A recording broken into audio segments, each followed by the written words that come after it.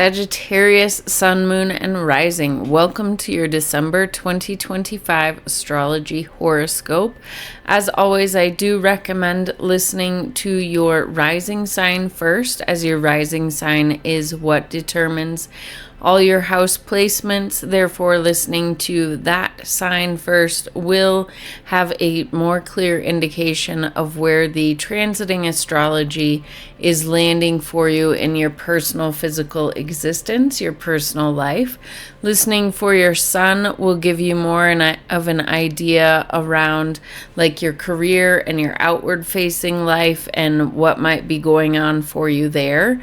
And then listening to your moon sign will be more of what is going on an internal level, or perhaps at home. But the rising sign will give a more clear indication of where things are manifesting in your physical existence. So do keep that in mind. Also, I will be getting into a little housekeeping in a minute, but for you in particular, since this is your season, I do want to just bring to your attention in the description box below if you are interested in a solar return chart reading combined with a natal chart reading. Since it's your season, I am offering you a 25% discount on that service during your birthday season. I'm Sarah at Life with Training Wheels, where I utilize a Western Tropical Zodiac astrology, whole sign house system, and other tools to help guide you on your journey of self-discovery and self-empowerment. My goal is to help you realize that life really is a choose-your-own adventure. You have more control over your life and your thoughts than you think you do, and we really do make this world our reality. One of my favorite quotes is, "Wherever you go, there you are." So if you keep finding yourself in certain situations, good or bad, it may be a time to look into the mirror. If that sounds like something you want to stick around for, a vibe that you can vibe with, then I encourage you to stick around. If this is your first time finding me, thank you for joining me, and I hope you'll stay. If you are returning, thank you so much for returning. Either way, if you could go ahead and engage with this video in some way, like, subscribe, comment, anything like that, it will help my tiny channel grow, and I greatly appreciate it. Just a little bit of housekeeping before we dive into the astrology this month. I do currently have a Your First Astrology course going on right now. It is a 6-week course. I have released the first week video. I am working on editing the second week's video. But basically, I take you from zero, from not knowing how to pull up a birth chart, and walking you through that, and walking you through a couple astrology tools that I use that are free to use, and then explain, the setup of a birth chart, the chart layout, the house system. We'll get into the signs and the planets and understanding your big three, your rising sign, your sun sign, and your moon sign. And then finally learning how to take horoscopes like the ones I give here and like many other astrologers give, and how to take your natal chart and really see more layers of how the energy is interacting with your chart on a more personal level. So that course is going on now. It is delivered via email, and you can ask any questions after each week is delivered, each video is delivered, and I really want to make this course yours. So I would love to have you join me. The information for that is in the description box below. I also am starting up a Patreon membership that would be basically a getting to know you, getting to know yourself monthly membership, where I will teach an astrology topic, teach something about the natal chart and how to read it every month. So not only will it be a learning astrology, but then learning about yourself, because I will teach on a topic and then give a 20-minute personal astrology reading for each person in the course or in the Patreon membership each month, according to whatever topic we are discussing that month. So it's like a monthly learning astrology and learning yourself better through astrology membership. If you're interested in joining, the link will be in the description box below for that as well. And although this was a Black Friday deal, I am going to extend it through the month of December, where I will give $25 off of any service I offer on my website if you sign up for my newsletter. I have not really started sending out my new newsletters yet, but I do plan on sending out like weekly astrology, weekly horoscopes, as well as anything else going on any of my YouTube channels or anything else that I feel might be of value or interest to you. It would only be going out weekly at max, perhaps monthly to start. But if you would like to sign up for that, please do so in the description box below. I would love to have you join my newsletter. Now let's go ahead and get into it. Okay, now that we have got all that out of the way, let's go ahead and dive into your chart. Like I said, I do highly recommend that you watch the collective reading, especially for the Sabian symbols. It is highly fascinating. But other than that, we will get into the specifics of what is going on this month for you in this video. So first and foremost, we are having the water grand trine that we had last month continue into the first half of this month. However, this time, we are not having the entire parade of planets going through Scorpio. We are only going to be engaging with Mercury in Scorpio, and that is what is going to be carrying this water grand trine energy through the first half of the month. Mercury will move into Sagittarius around, I believe, December 13th. So yeah, we have here the Scorpio in your 12th house, keeping this water grand trine active in your 12th house, your 8th house, and your 4th house. So as we discussed last month, these are very internal houses. These are all of these represent your internal world, kind of your subconscious mind. 12th house is literally our subconscious mind. It's our dream time. It houses like our self-sabotaging behaviors that we may not realize we have.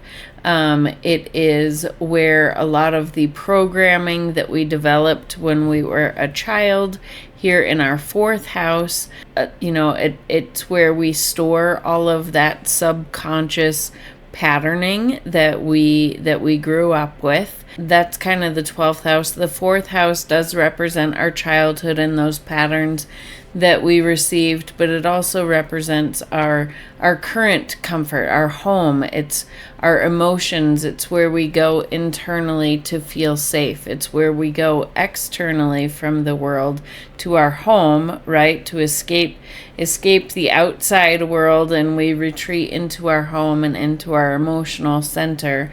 That is the 4th house. And then the 8th house is the house of transformation and intimacy, and it's where we hold a lot of our fears and guilt and shame and those things that we don't want to see but aren't quite to the level of our subconscious. So that water grand trine, those are the houses that are being activated. And for you and the other fire signs in particular, since this grand trine is in these same houses for them, but in a different configuration, for you guys in particular, the water houses are very psychic houses. So this being activated and these being your deep subconscious houses, you guys potentially more than some of the other signs could be having more psychic abilities coming online, more awareness of intuition, whether that is that you're getting sudden thoughts or gut feelings, body sensations, things like that. You're becoming more aware of your senses outside of the 5 main senses. So that could continue this first half of the month. But like I said, the main player is going to be Mercury in Scorpio.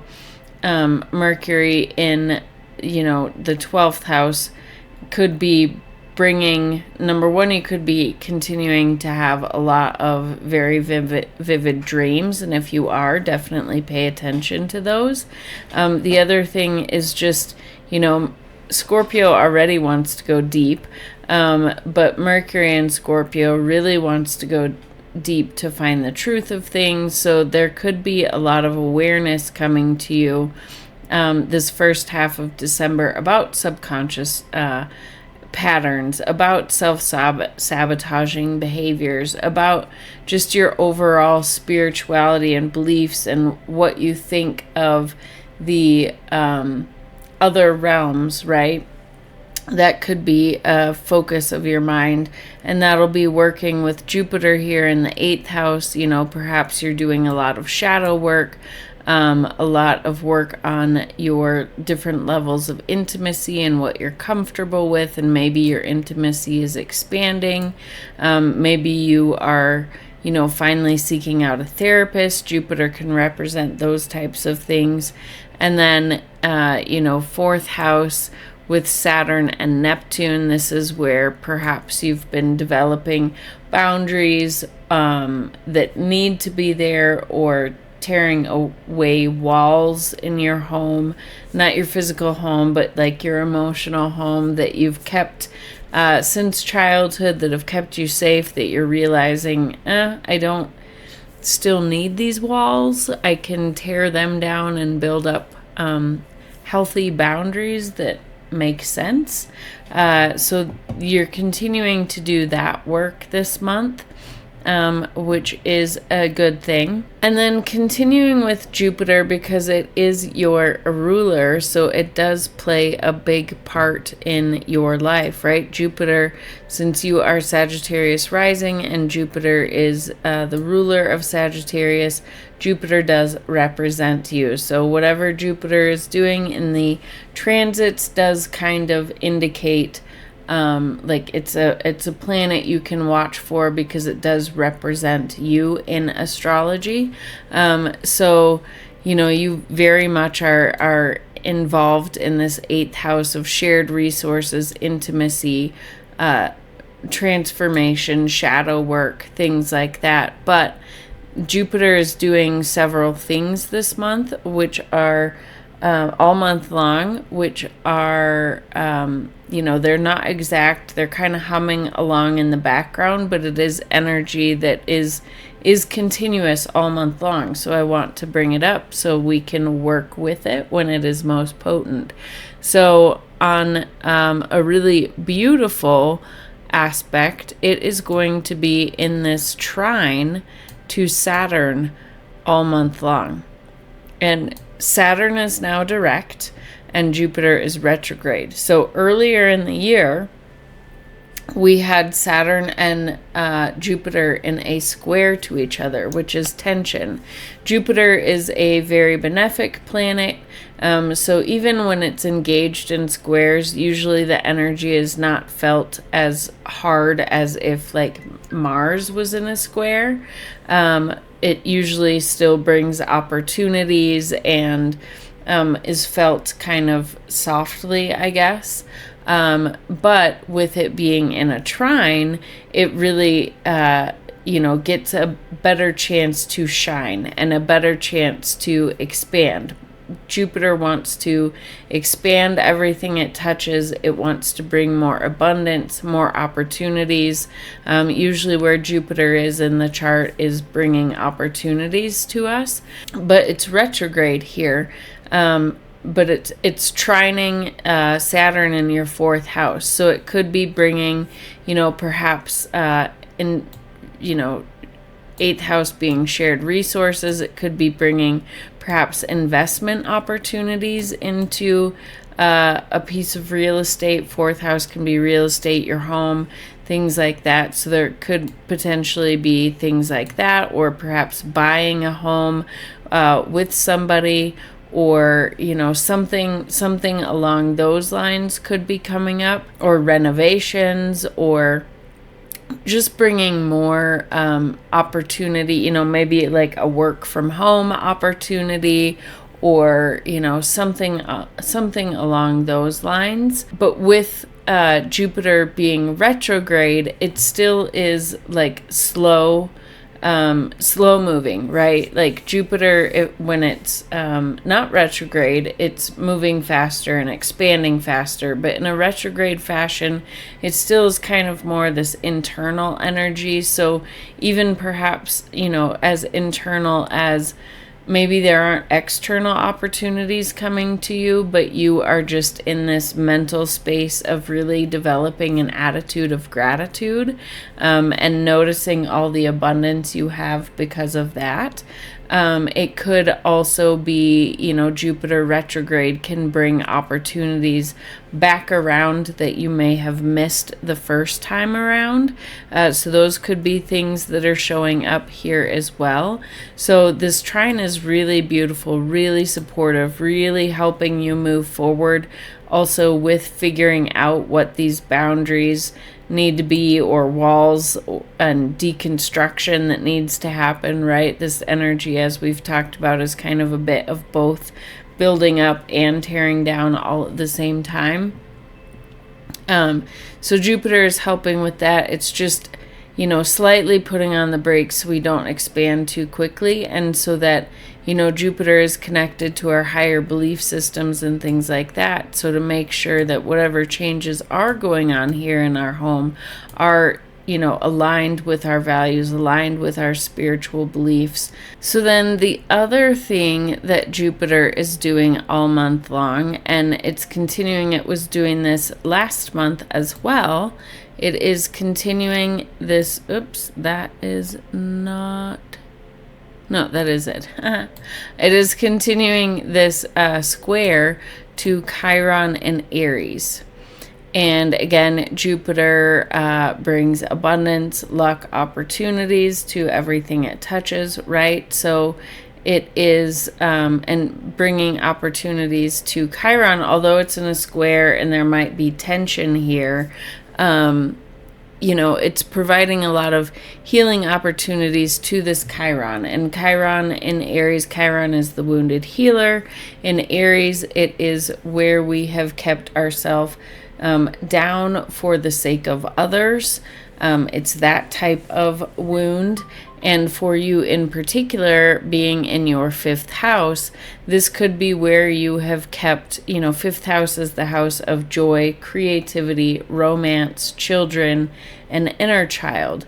So it could be, in regards to inner child, it's maybe that your inner child didn't really have a chance to that you didn't have a chance to be a child, and you had to grow up early, and so you've kept this childlike energy hidden because you had to, and now Jupiter's providing some opportunities for you to re-engage with and heal your inner child.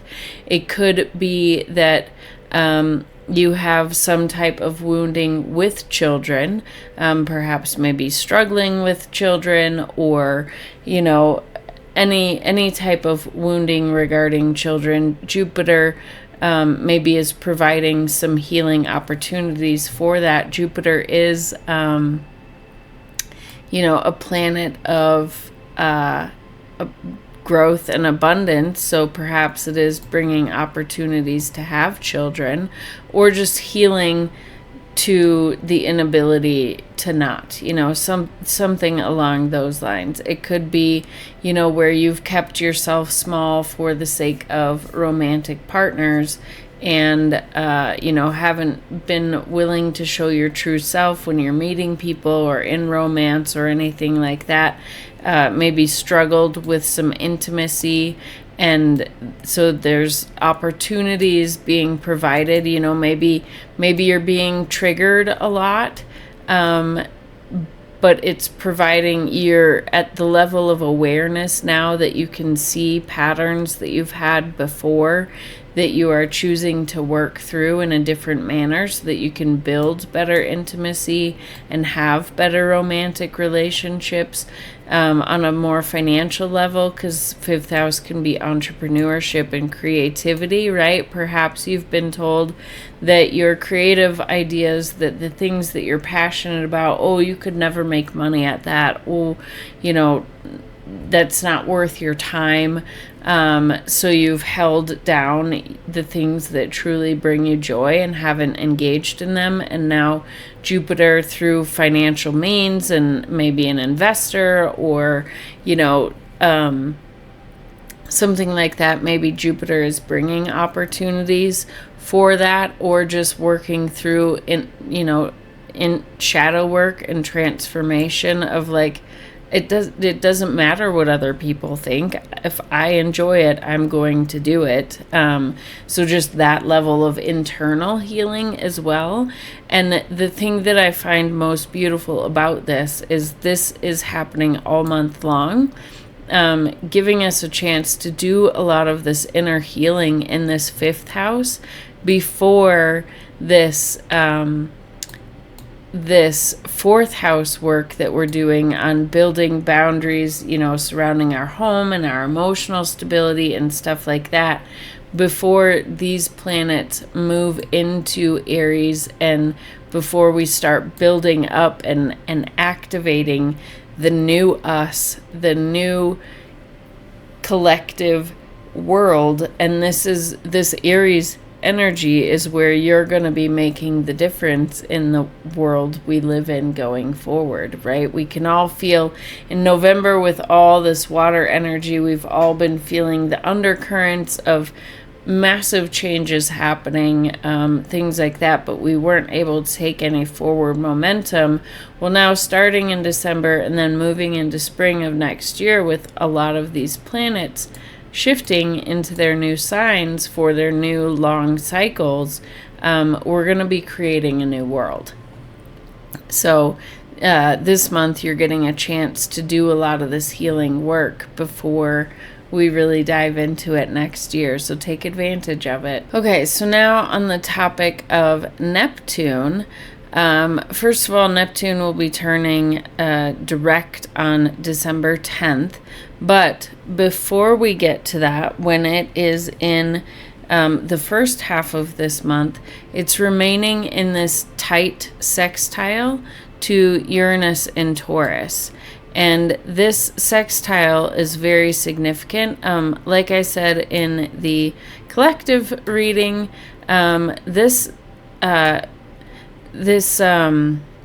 divine mini grand trine that we've been talking about a lot is fascinating. I looked it up, and it is going to be humming in the background until 2029. I didn't look beyond 2029, but it's going to be humming in the background until 2029. There's only a couple months period in the fall, beginning in 2027, when one side will fall out of the orb of influence for maybe 2 months at a time. But other than that, it is going to be in this mini grand trine until 2029. That is mind-blowing to me. That is a long time to have this energy humming in the background, and I call it a divine because it is the outer planets, right? The outer planets are like the higher octaves of the inner planets. So Pluto's the higher octave of Mars,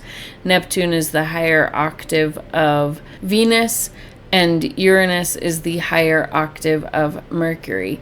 So it's like this divine energy in a trine. Trine is supportive energy.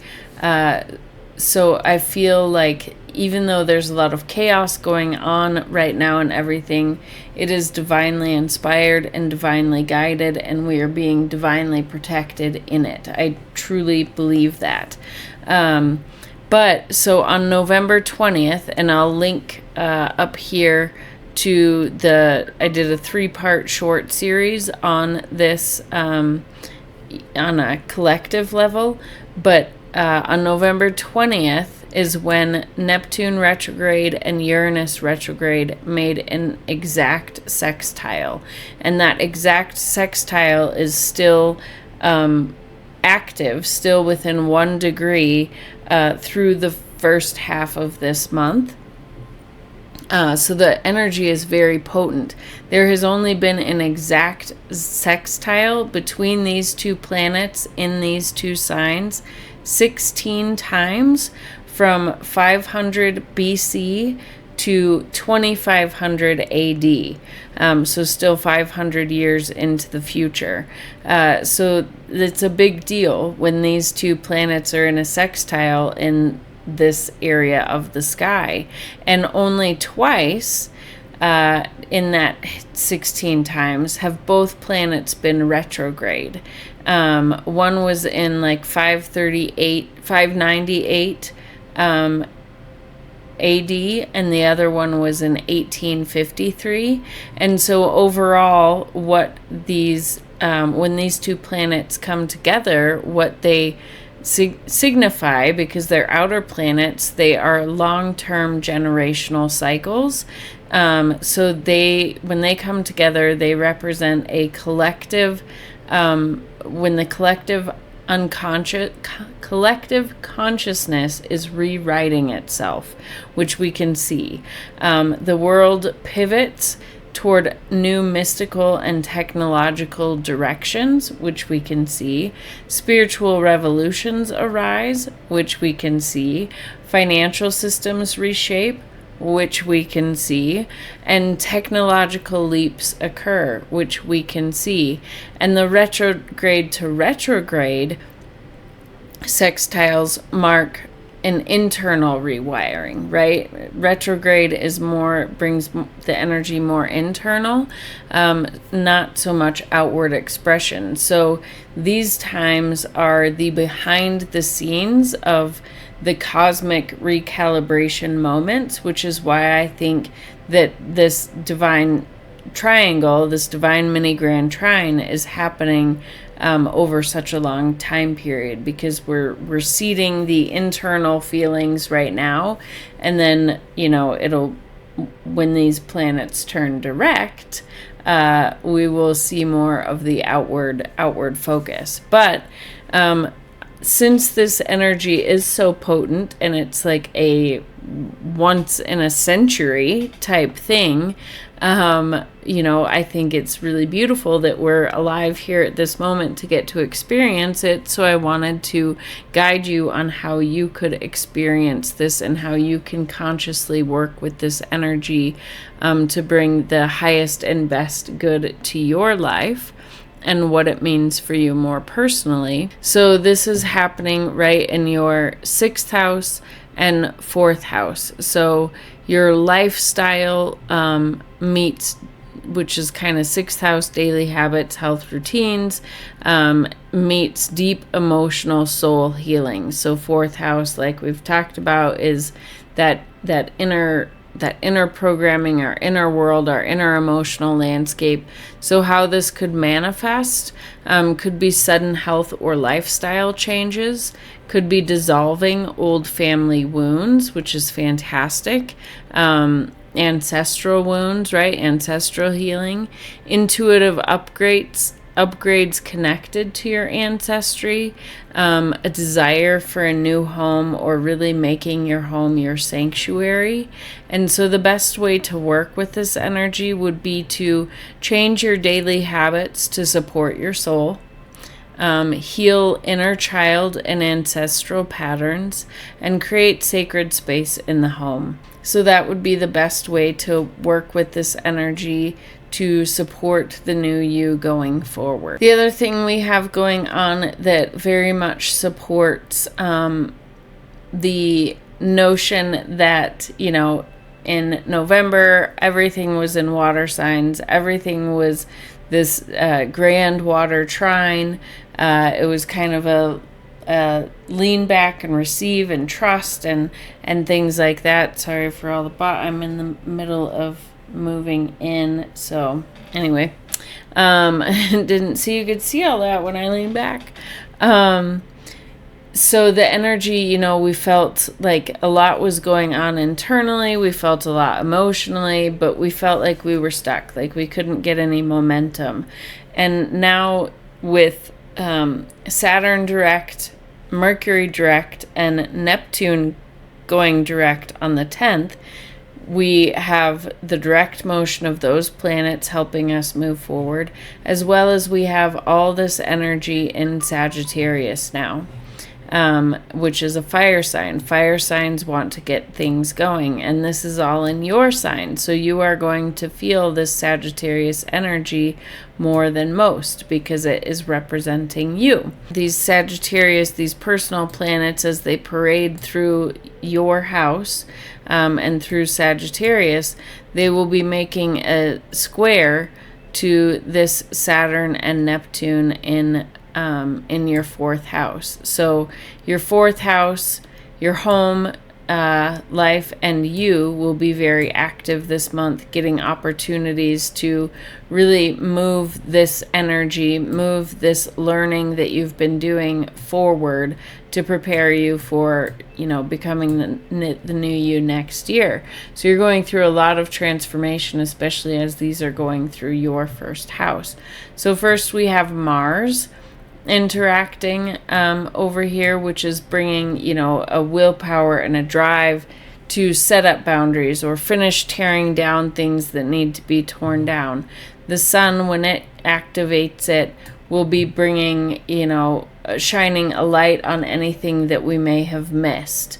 Venus could be bringing perhaps financial opportunities or partnership opportunities, or perhaps just bringing, love and compassion that is needed to help move these things forward.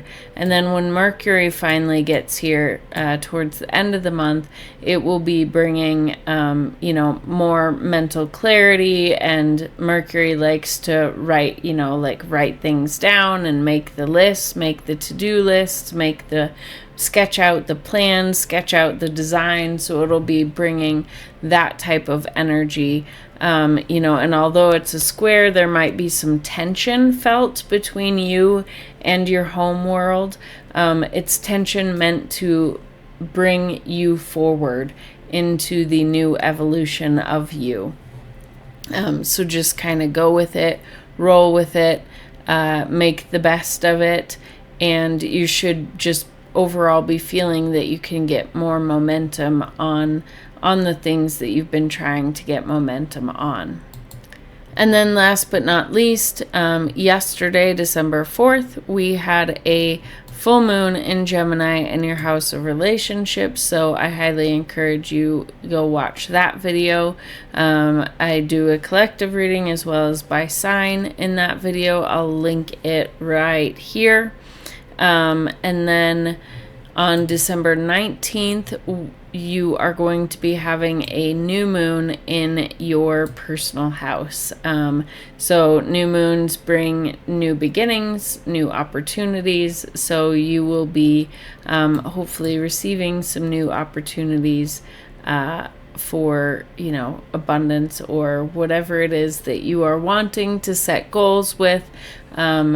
December 19th. So that is beautiful. So that is it for the December 2025 astrology for Sagittarius, Sun, Moon, and Rising. Go ahead and comment below with how you're feeling this energy. If you're excited to, be supported in getting some forward momentum on some of these things, let me know just, how you feel it manifesting, if you're excited, if you're nervous, any questions questions you have, I would love to answer. And if you could please engage with this video in some way, like, comment, subscribe, I would greatly appreciate it, as it does let YouTube know that people are interested in my content, and it will help it push it out to other people, and it will help this tiny channel grow, as this is my passion and this is what I want to help people with and understand. So I hope you have a wonderful month, and I look forward to seeing you in the new moon, full moon, and next month's videos.